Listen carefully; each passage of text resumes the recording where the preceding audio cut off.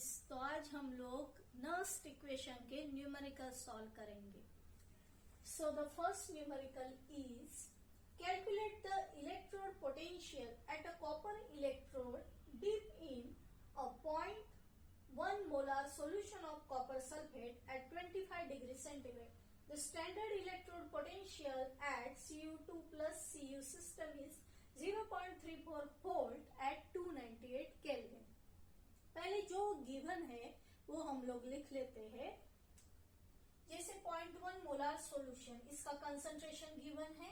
ये सिस्टम का जो है वोल्टेज दिया है 0.34 और यहाँ लिखा है स्टैंडर्ड, मतलब स्टैंडर्ड वोल्टेज जो दिया है या स्टैंडर्ड ईएमएफ जो दिया है Cu2 प्लस Cu सिस्टम का गिवन है।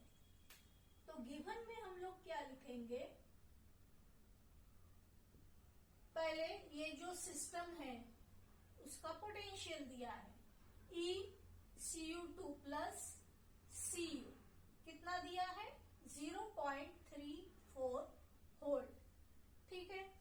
सेकेंडली कंसंट्रेशन 0.1 मोलार, लेकिन कंसंट्रेशन किसका रहेगा, एक्वेस आयंस का ही रहेगा। ये Cu प्लस प्लस या Cu2 प्लस बोलो, उसका कंसंट्रेशन इस तरह से ब्रैकेट में लिख सकते हैं। Cu2 प्लस इक्वल टू जितना भी दिया है 0.1 मोलार यहाँ दिया है तो 0.1 मोलार। और क्या दिया है, टेम्परेचर दिया है। टेम्परेचर 25 डिग्री सेंटीग्रेड दिया है, लेकिन टेम्परेचर हमेशा केल्विन में ही लिखेंगे हम लोग यहाँ। तो इतना जो है वो गिवन है। तो ये आप एग्जामिनेशन पेपर में एक के नीचे एक अच्छी तरह से लिख सकते हो। ये हो गया गिवन। गिवन के बाद जो है कैलकुलेट क्या करना है, टू कैलकुलेट क्या करना है, calculate electrode potential at a copper electrode. Copper का इलेक्ट्रोड जो है डिप किया है कॉपर सल्फेट के सॉल्यूशन में। तो ये हो गई एक हाफ सेल, वो हाफ सेल का या हाफ इलेक्ट्रोड का हमें ईएमएफ निकालना है। और ये जो वैल्यू दी थी यहाँ E0 लगा लेना, क्योंकि ये क्या है स्टैंडर्ड इलेक्ट्रोड पोटेंशियल। हमें जो निकालना है वो E निकालना है, E Cu2 प्लस Cu, ठीक है। हमें ईएमएफ निकालना है। तो ये जो है कैलकुलेट करना है। फिर उसके बाद जो हम कैलकुलेशन करेंगे, ठीक है, कैलकुलेशन का जो पार्ट आएगा, कैलकुलेशन के पार्ट में हमें पहले फॉर्मूला लिखना होगा। अभी ये एग्जांपल नर्स्ट इक्वेशन के ऊपर बेस है, तो उसका जो फॉर्मूला हम लोग बाय हार्ट करके ही एग्जाम के लिए जाएंगे। तो उसका फॉर्मूला क्या है, E ऑफ सेल, हमारी यहाँ जो हाफ सेल है वो Cu2 प्लस Cu है, तो इस तरह से लिखेंगे, that is equal to E0, ठीक है, standard potential Cu2 plus Cu system का minus 0.0591 upon n log to the base 10 concentration of products upon concentration of reactants। ये हो गया फॉर्मूला। इसे आप लोग एक ब्रैकेट में भी लिख सकते हो, ठीक है। अभी वैल्यूज पुट करेंगे। यहाँ जो है ईएमएफ निकालना है ये हाफ सेल का, तो यहाँ जो स्टैंडर्ड ईएमएफ की वैल्यू दी है 0.34 दी है, माइनस ये हो गया 0.0591 अपॉन n। n कितना है, n कैसे कैलकुलेट करेंगे, वो जो सिस्टम दी है वो पहले देख लेना। जैसे Cu2 प्लस जो है Cu में कन्वर्ट हो रहा है, रिडक्शन हो रहा है, तो रिएक्शन क्या होगी, Cu2 प्लस ये जो है 2 इलेक्ट्रॉन गेन करेगा और Cu में कन्वर्ट हो जाएगा, ठीक है। तो मतलब 2 इलेक्ट्रॉन वो गेन कर रहा है, तो n क्या हो जाएगा 2, then log to the base 10 concentration of product. ये रिएक्शन में प्रोडक्ट क्या है Cu, ठीक है। और Cu कंसंट्रेशन का वैल्यू है, जनरली Cu क्या कर रहा है, वो इलेक्ट्रोड के ऊपर सॉलिड फॉर्म में डिपॉजिट हो रहा है। तो सॉलिड की जो एक्टिविटी है या कंसंट्रेशन है वो हमेशा 1 लेना है। जनरली एक्वेस सॉल्यूशन का हम लोग कंसंट्रेशन मेजर करते हैं, सॉलिड्स को हम लोग कंसंट्रेशन मेजर नहीं करते, कंसंट्रेशन के फॉर्म में उसे नहीं लिखते हैं, तो हमें 1 लिखना है अकॉर्डिंग टू रूल। रिएक्टेंट का कंसंट्रेशन, रिएक्टेंट कौन है, जो एक्वेस फॉर्म में रहता है, जो आयंस के फॉर्म में है, वो अपना रिएक्टेंट है। इसका कंसंट्रेशन गिवन है 0.1, तो यहां लिखेंगे 0.1। ठीक है, ये है log to the base 10। अभी 0.34 को एज इट इज लिखा, 0.0591 अपॉन 2, आप लोग डिवीजन करके देखो, आंसर आएगा 0.0, ये 2 2 4 हो गया। ठीक है, 2 2 4, फिर यहाँ 9 आएगा और यहाँ 5 आएगा। ये पूरा आप लोग डिवीजन एक बार करके देखो। और log to the base 10 1 upon 0.1, तो यहाँ क्या आएगा, log टू द बेस 10, तो ये जो है 1 अपॉन 0.1, इसे हम लोग यहाँ ऐसे 10 कर सकते हैं, तो वो बन जाएगा 10। ठीक है, 10 वहां लिख सकते हैं। फिर से नेक्स्ट स्टेप, 0.34 माइनस 0.02955, log 10 कितना होता है, log आप लोगों को पता होगा कैसे निकालना है। ठीक है, लॉगरिथम का जो टेबल है उसमें से आप लोग log देख सकते हो। जैसे log 10 है तो 10 का कैरेक्टरिस्टिक होगा 1, और 10 का 0 में log देखोगे तो 0 आएगा, तो log 10 कितना आएगा, 1, और 1 इंटू ये जो नंबर, तो वैल्यू 1 ही आने वाली है। तो हमें ये, तो इसका आंसर 1 आएगा, तो हमें इससे ये माइनस करके आंसर मिलेगा। तो रफ में ये कैलकुलेशन करके देखो, माइनस 0.02955। ठीक है, तो क्या होगा,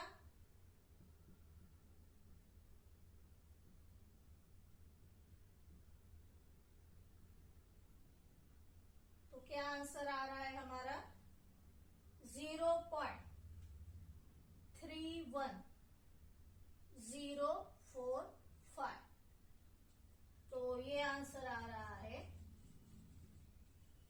तो ये जो मिला है, ये क्या मिला है हमें, ईएमएफ का value, potential of the given half cell. तो ECU2 प्लस CU कितना मिल रहा है, 0.31045। इसका लास्ट में यूनिट लिखना जरूरी है, अदरवाइज हाफ मार्क जो है वो कट होगा। लास्ट में एक लाइन आप लोग लिख सकते हो, जैसे calculate electrode potential of copper electrode. तो the electrode potential of the copper electrode is found to be 0.31045 volt. तो ऐसे ही हम लोग अभी नेक्स्ट एग्जांपल देखेंगे। So the second example is the standard oxidation potential of zinc is 0.76 volt and silver is minus 0.80 volt. Calculate the EMF of the cell, और cell का यहाँ रिप्रेजेंटेशन दिया है, चलो वो देख लेते हैं। Zinc in contact with ZnNO3 यहाँ कैसे एक्वेस आयन के फॉर्म में नहीं दिया है, डायरेक्टली उन लोगों ने जो सॉल्यूशन में जिंक को डिप किया है वो सॉल्यूशन का केमिकल फॉर्मूला लिख दिया है, और उसके नीचे ब्रैकेट में नेचुरली उसका कंसंट्रेशन दिया है।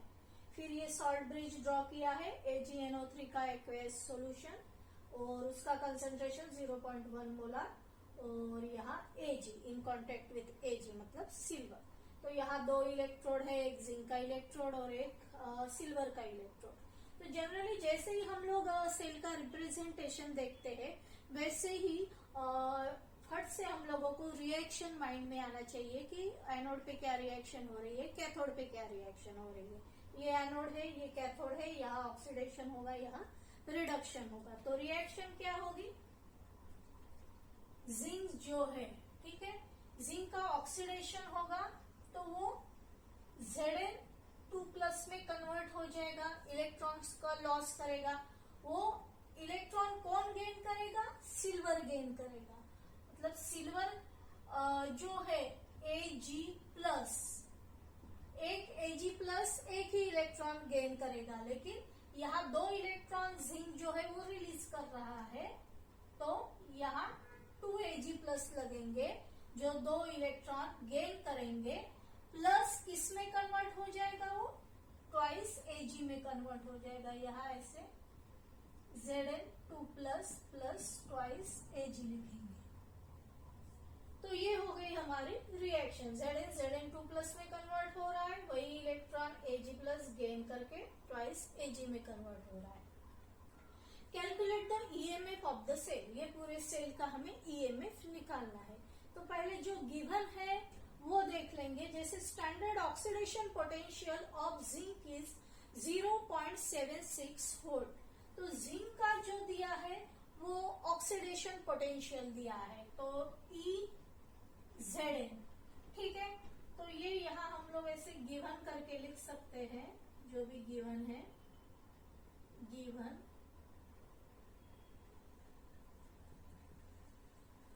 Standard potential, standard oxidation potential, तो यहाँ E0 लिखेंगे।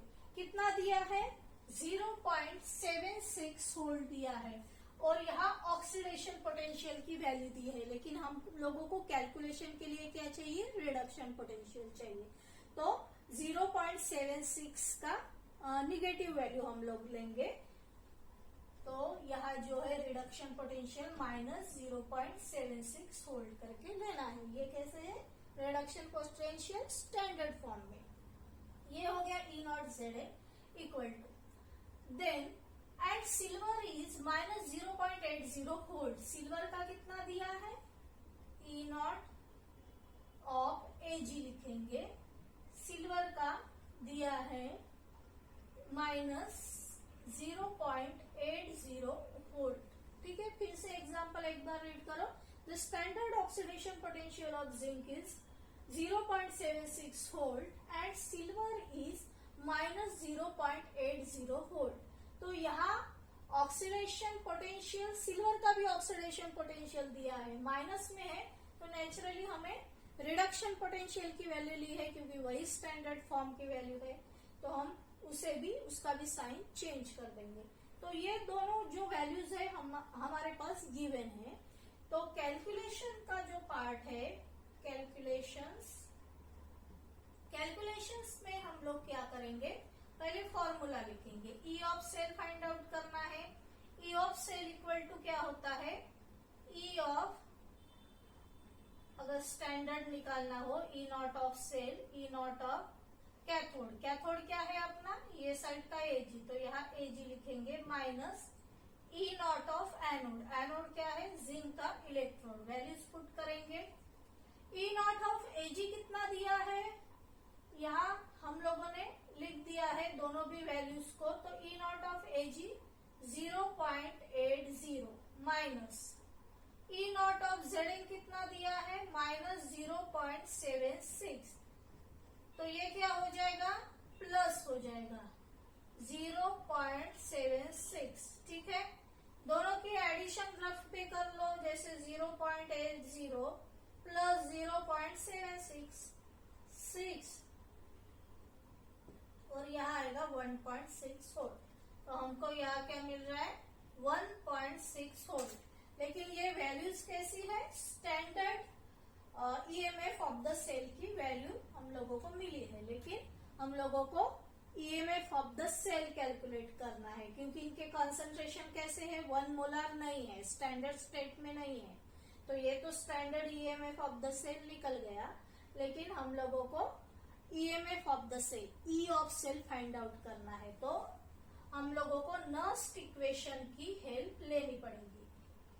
क्या है Nernst equation, E of cell equal to E naught of cell minus 0.0591 upon n log to the base 10 concentration of products upon concentration of reactants.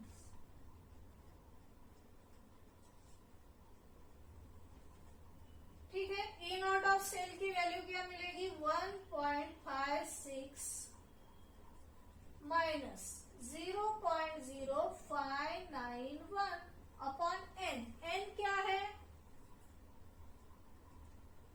ठीक है, n क्या है? यहाँ ऑक्सीडेशन हो रहा है, कितने नंबर ऑफ इलेक्ट्रॉन की ट्रांसफर हो रही है. जैसे जिंक जो है 2 इलेक्ट्रॉन रिलीज करेगा तो Zn2+ में कन्वर्ट हो रहा है, वही 2 इलेक्ट्रॉन ट्वाइस Ag+ एक्सेप्ट कर रहा है, तो 2 इलेक्ट्रॉन है, तो n की वैल्यू है 2.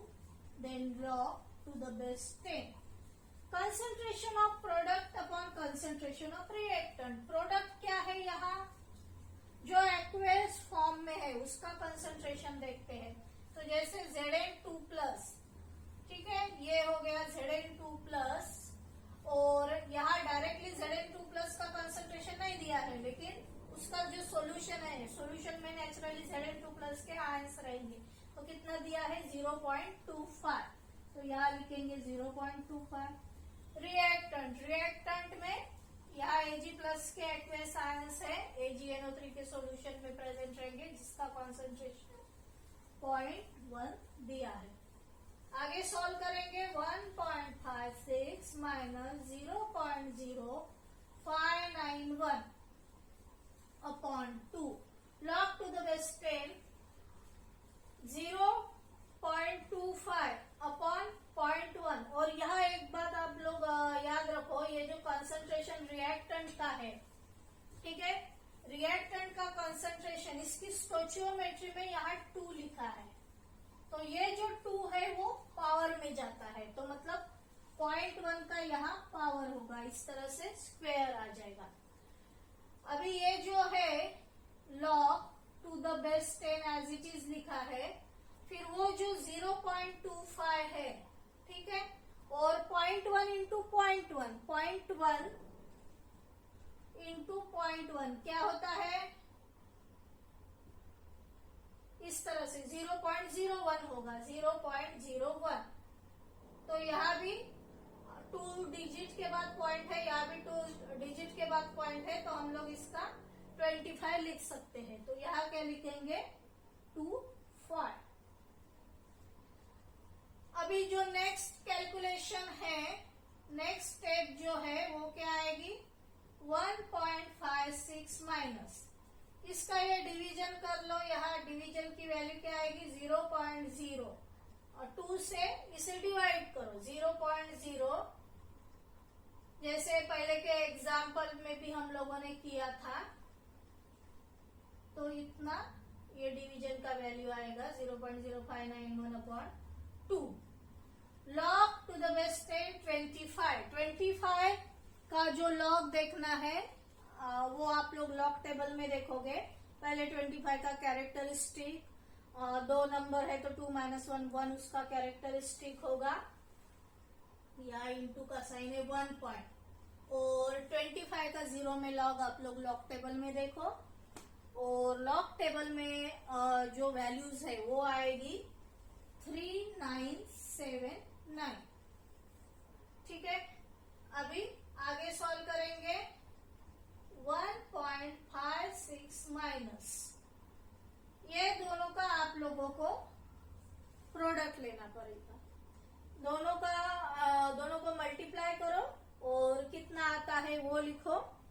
तो ये जो अगर मल्टीप्लाई करने के बाद इसका आंसर आएगा 0.0413. आप लोग करके देखो, ठीक है.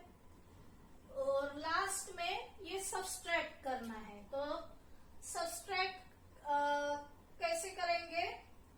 यहाँ देख लो 1.56 माइनस क्या करना है 0.0 या और 2 जीरो लगा देंगे, 0.0413, ठीक है।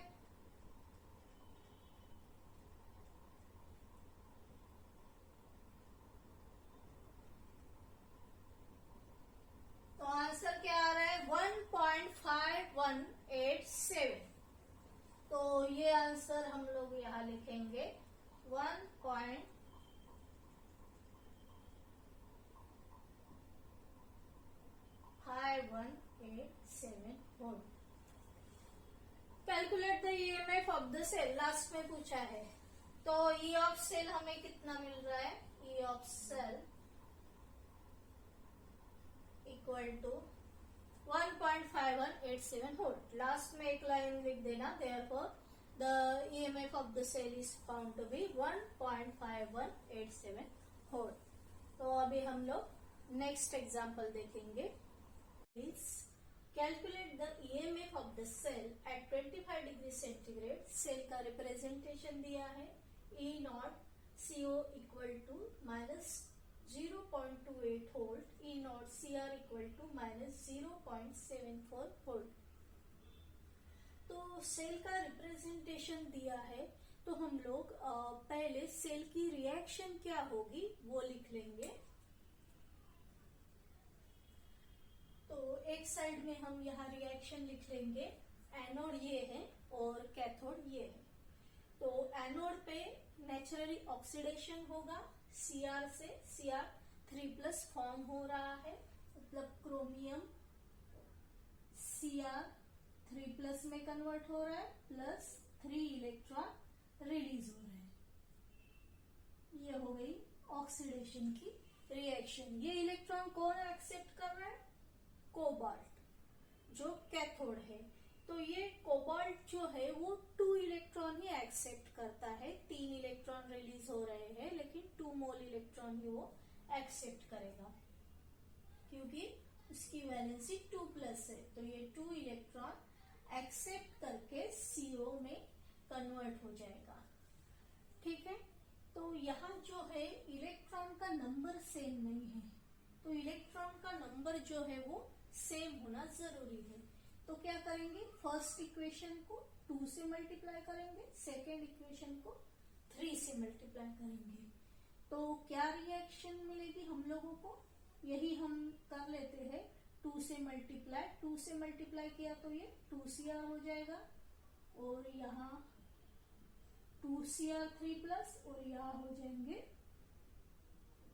6 इलेक्ट्रॉन। सेकेंड इक्वेशन को 3 से मल्टीप्लाई करेंगे, यहाँ 3 हो गया, यहाँ 6 इलेक्ट्रॉन हो गए, और यहाँ 3 हो गया, 3CO, ठीक है। अभी ये यहाँ से हटा देते हैं। फिर दोनों रिएक्शन की एडिशन करेंगे।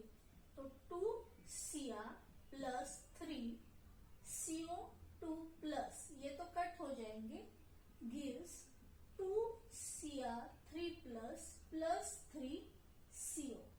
तो ये हो गई हमारी नेट सेल रिएक्शन। तो रिप्रेजेंटेशन देख के हम लोगों ने नेट सेल रिएक्शन लिख ली। फिर से एग्जांपल देखो, calculate the EMF of the cell. Cell का ईएमएफ निकालना है एट 25 डिग्री सेंटीग्रेड। यहाँ गिवन क्या है, स्टैंडर्ड पोटेंशियल जो है वो गिवन है। तो ईएमएफ स्टैंडर्ड जो है सेल का पोटेंशियल, वो कैसे कैलकुलेट करेंगे, E cathode minus E anode. Cathode क्या है यहाँ, कोबाल्ट। तो यहाँ E naught CO minus E naught CR करेंगे। वैल्यूज क्या है, ई नॉट CO की value 0.28 minus E naught CR की वैल्यू माइनस 0.74। तो 0.28 प्लस 0.74, सॉरी यहाँ भी माइनस की वैल्यू है, माइनस, हाँ तो यहाँ प्लस हो रहा है लेकिन ये माइनस है। तो क्या होगा 0.74, तो रफ में कर लेते हैं, 0.74 माइनस 0.28, तो क्या मिलेगा हमको 0.46। यूनिट के साथ लिखा करो, तो हम लोगों को यहाँ 0.46 वोल्ट किसकी वैल्यू मिल रही है? Standard EMF of the cell की वैल्यू मिल रही है। अभी हम लोगों को EMF of the cell calculate करना है, तो नेचुरली नर्स्ट इक्वेशन यूज करना पड़ेगा। तो नर्स्ट इक्वेशन क्या है? E of cell equal to E naught, ठीक है, E naught of cell minus 0.0591 upon कुछ बुक्स में 0.0592 भी दिया है, कुछ बुक्स में 0.059 ही लिखते हैं।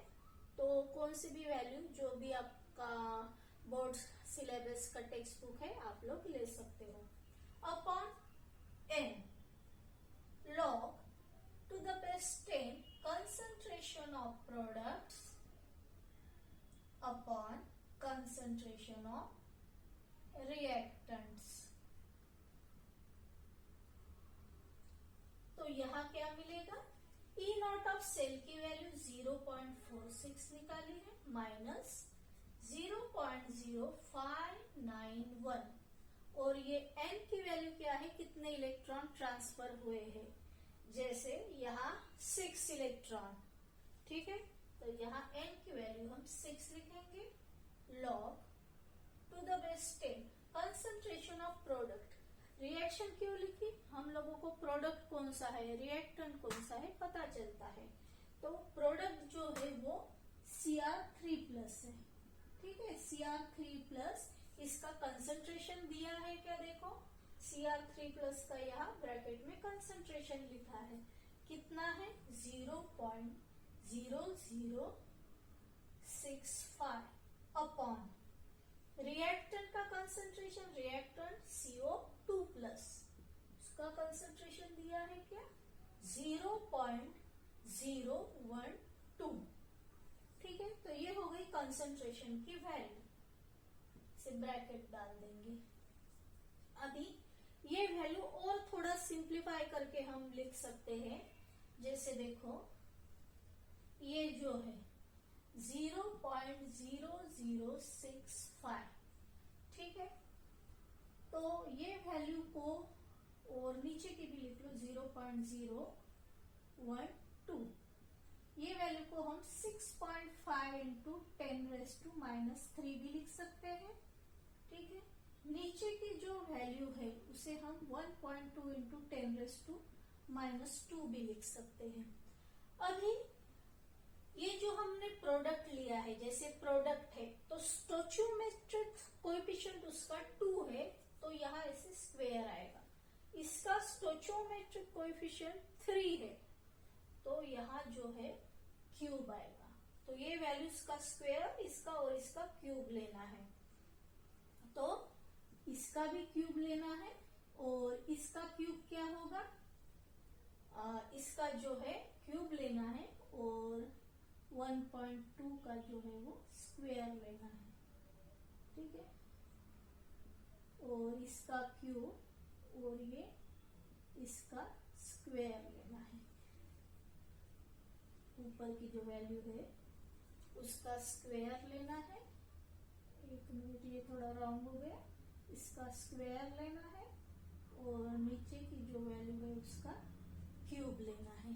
तो ये हो गया 10⁻⁶, 10⁻⁻⁶ जो कैंसिल हो जाएगा, बचा क्या है? 6.5 का स्क्वायर, 1.2 का क्यूब। तो ये वैल्यू लिखने की बजाय हम लोग यहाँ थोड़ा सिंप्लीफाई वे से लिखेंगे।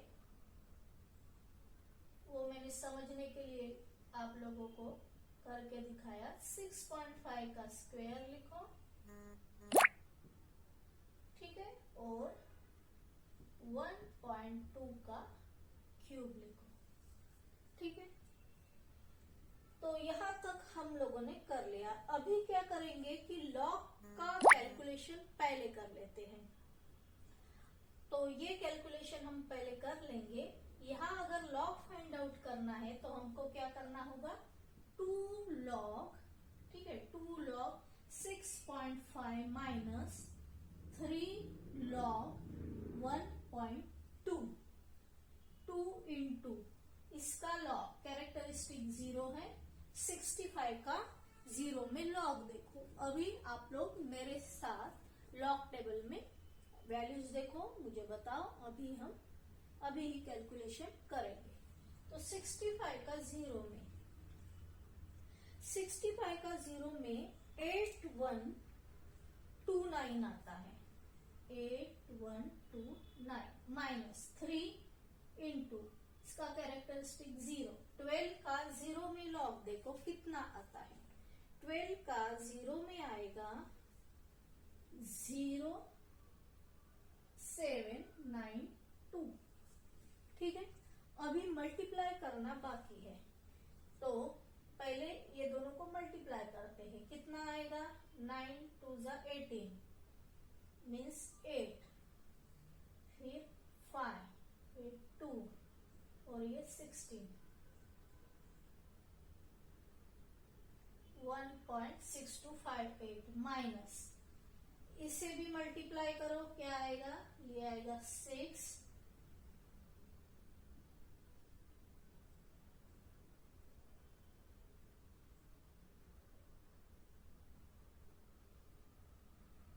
1 2 3 4 1 2 3 4, तो ये आएगा 0.2376।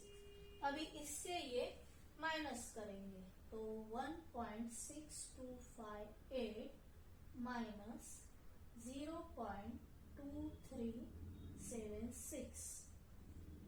ठीक है, तो ये 2 8 ये 8 यहाँ भी 3, तो 1.3882। तो यहाँ क्या लिखेंगे? 0.46 माइनस 0.0591 और 6 है, और यहाँ ये लॉग की वैल्यू क्या आई है? 1.3882। ठीक है, तो अभी हमको इसका कैलकुलेशन पहले करना पड़ेगा, बाद में 0.46 से यहाँ जो भी आंसर मिलता है वो माइनस करेंगे। तो इसके कैलकुलेशन के लिए भी आप लोग लॉग निकालो, फिर एंटी लॉग निकालो। तो इसका कैलकुलेशन भी अगर आप लोग चाहते हो तो वो भी हम करेंगे। ये थोड़ा रब कर लेते हैं। ये कैलकुलेशन हमारा हो चुका है।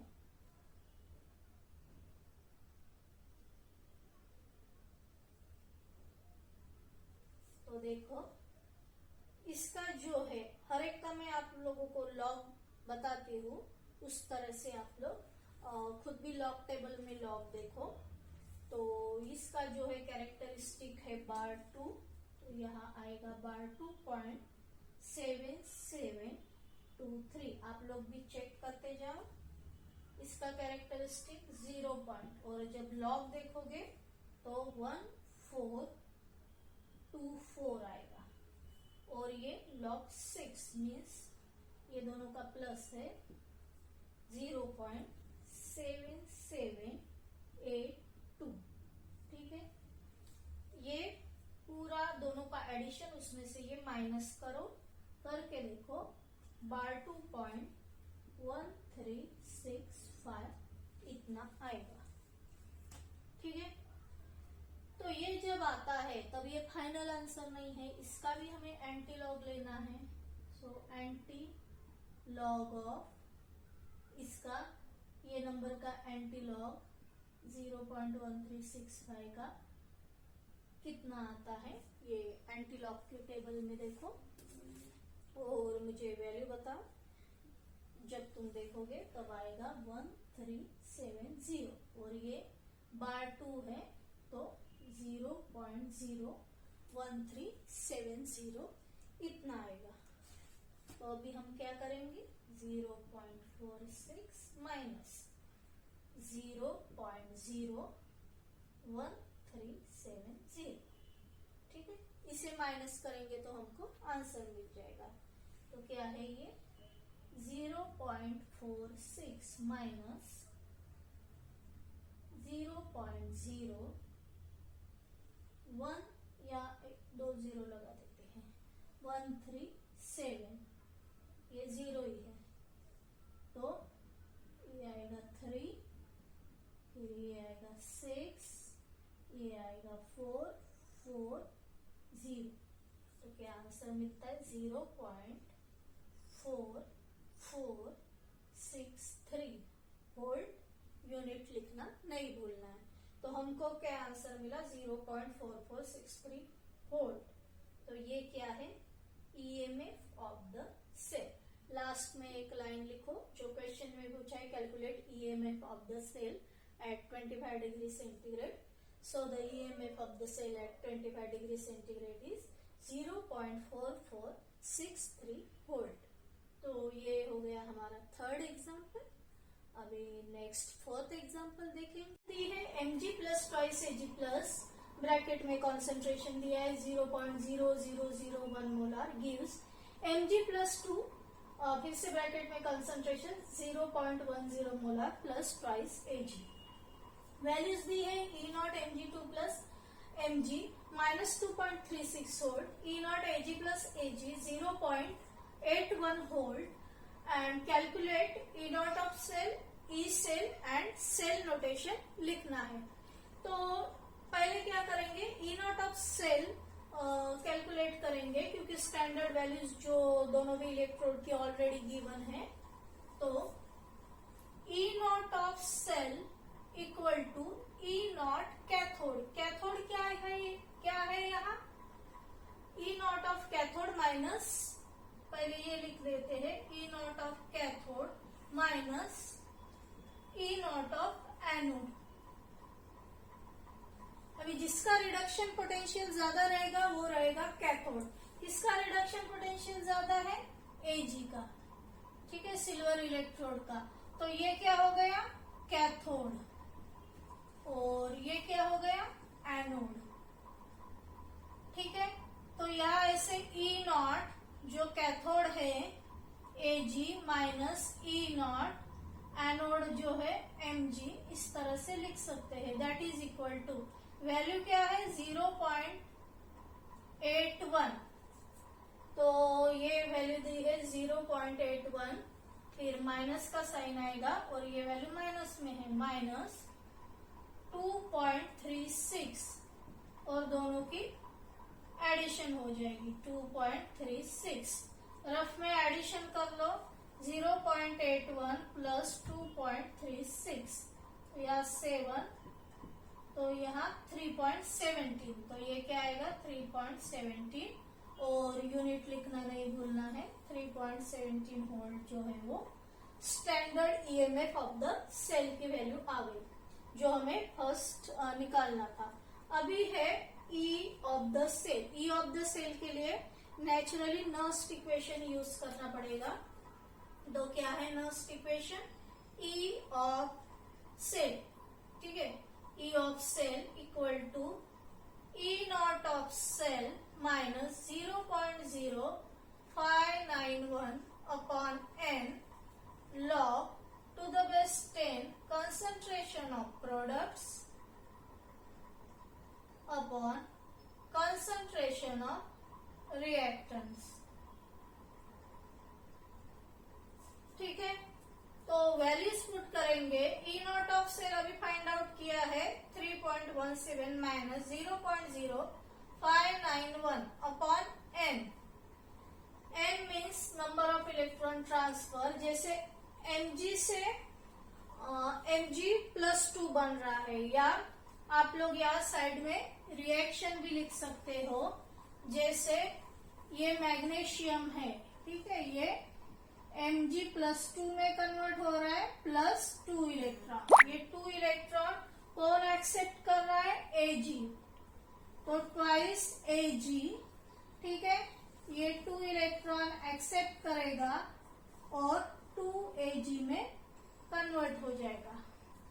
तो इसकी जो रिएक्शन है वो आप लोग Mg+2Ag गिव्स Mg+2+2Ag, इस तरह से लिखोगे। तो जो ऑलरेडी गिवन है, लेकिन आप लोगों को ऑक्सीडेशन एनोड पे क्या हो रहा है ये थोड़ा मैंने एक्सप्लेन किया कि एनोड पे कौन सी रिएक्शन हो रही है और कैथोड पे कौन सी रिएक्शन हो रही है। तो मतलब कितने इलेक्ट्रॉन्स इन्वॉल्व है, तो 2 इलेक्ट्रॉन यहाँ जो है इन्वॉल्व है, तो यहाँ 2 आएगा। लॉग कंसंट्रेशन ऑफ प्रोडक्ट का कंसंट्रेशन, ठीक है, अपॉन रिएक्टेंट का कंसंट्रेशन। प्रोडक्ट क्या है यहाँ, ये Mg+2, Mg+2 का कंसंट्रेशन कितना है 0.10। रिएक्टेंट कौन है यहाँ, ये जो है रिएक्टेंट, जैसे यहाँ जो है Mg+ ट्वाइस Ag+, यहाँ जो है प्लस साइन लिखना भूल गई, ट्वाइस Ag+2 इलेक्ट्रॉन जो है वो एक्सेप्ट करेगा। तो ये रिएक्टेंट हो गया Ag+, लेकिन उसका स्टोइचोमेट्रिक कोएफिशिएंट 2 है, तो इसका Ag का जो वैल्यू है 0.0001, 0.0001 उसका क्या है स्क्वायर लेना पड़ेगा, क्योंकि यहाँ 2 है इसीलिए। तो पहले जो लॉग का दिया है वो पहले सिंप्लीफाई कर लो। जैसे यहाँ ये लॉग टू द बेस 10, पहले ये जो है 0.10 अपॉन 0.0001, ठीक है, और इसका भी क्या है स्क्वायर है।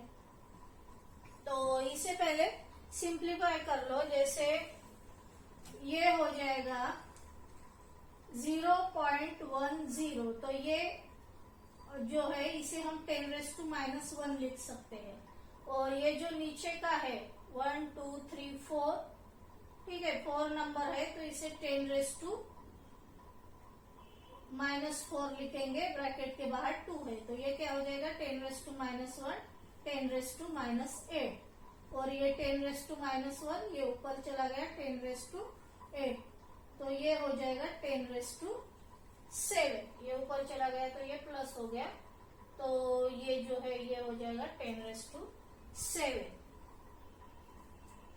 ठीक है। तो यहाँ हम लोग लिखेंगे 3.17 माइनस ये जो है 0.0591 एज इट इज अपॉन 2, और ये जो लॉग देखना है लॉग ऑफ 10⁻7, ठीक है। तो ये जो 10⁻7 है उसका जो लॉग देखना है लॉग ऑफ 10⁻7, तो यहाँ क्या होगा 7 log 10, ठीक है। तो यहाँ क्या होगा 7 इंटू log 10 की वैल्यू, 10 का कैरेक्टरिस्टिक कितना है 1, और log देखते हैं तो 0, मतलब 1 आएगा, तो ये हो जाएगा 7।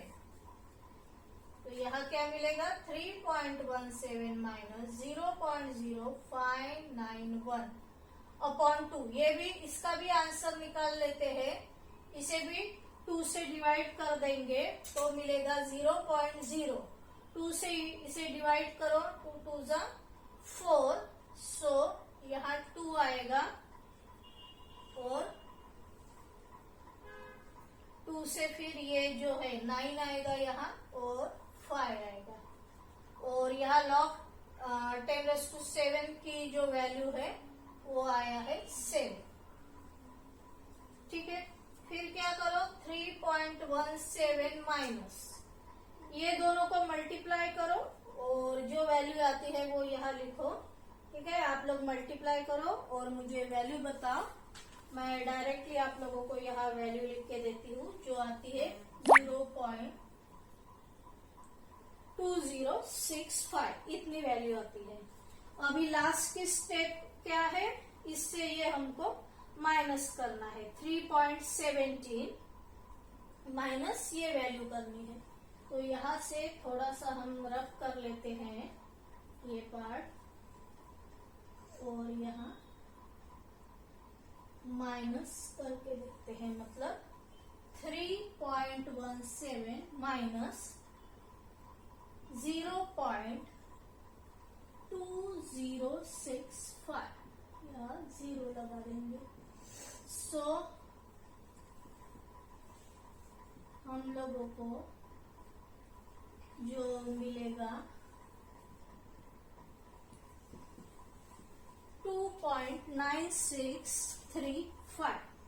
ठीक है, तो फाइनल आंसर क्या मिलेगा 2.9635 वोल्ट। ये है हमारा आंसर। क्या कैलकुलेट करना था, ई ऑफ द सेल कितना आया है, ई ऑफ द सेल 2 या यहाँ लिख सकते हैं E of cell equal to 2.9635 volt.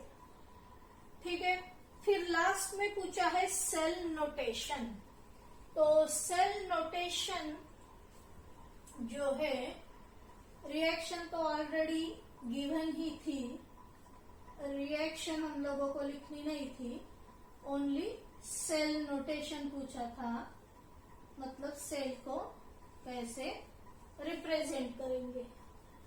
तो पहले कैथोड क्या है देखेंगे। ठीक है, कैथोड जो है वो सिल्वर इलेक्ट्रोड है और एनोड जो है वो मैग्नीशियम का इलेक्ट्रोड है। तो किस तरह से आएगा, Mg, ठीक है, एक सिंगल लाइन Mg2+, फिर यहाँ ऐसे सॉल्ट ब्रिज ड्रॉ करेंगे, ब्रैकेट में जो गिवन कंसंट्रेशन है वो भी लिख देंगे। जैसे Mg का कंसंट्रेशन 0.10 दिया है मोलर, तो वो यहाँ लिखेंगे।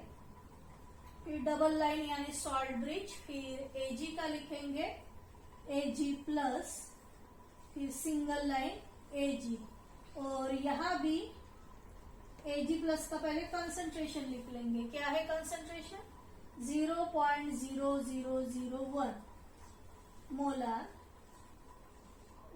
1 मोलर, और सिंगल लाइन करके Ag। तो ये हो गया सेल नोटेशन और सेल का रिप्रेजेंटेशन। तो अभी नेक्स्ट 5th एग्जाम्पल लेंगे। So the last example, that is the 5th example, calculate the equilibrium constant delta G naught and maximum work done by the cell. Cell की reaction दी है Cd2 plus Zn is Zn2 plus Cd if E naught Cd2 plus Cd equal to, ठीक है, cadmium half cell का potential -0.403 और zinc half cell का potential -0.763 volt दिया है। तो पहले क्या करेंगे हम लोग, स्टैंडर्ड वैल्यूज दी है, तो standard EMF of the cell E naught find out करेंगे, that is equal to E naught cathode minus E naught anode. Cathode कौन है यहाँ, किसका पोटेंशियल ज्यादा है, इसका, तो ये हो जाएगा कैथोड और ये Zn हो जाएगा एनोड। ठीक है, तो ई Cd माइनस ई, यहाँ नॉट लगाएंगे, दूसरा कौन सा इलेक्ट्रोड है, जिंक का, तो ई नॉट Cd इसका जो पोटेंशियल है -0.403 माइनस, जिंक का भी माइनस में है 763 -0.403 प्लस 0.763। ठीक है, इससे ये माइनस करना है, साइड में कर लेंगे, 0.763 माइनस ये 0.403, तो ये हो जाएगा 0.360। तो standard EMF of the cell हम लोगों को इतना वोल्ट मिल रहा है। अभी क्या करेंगे,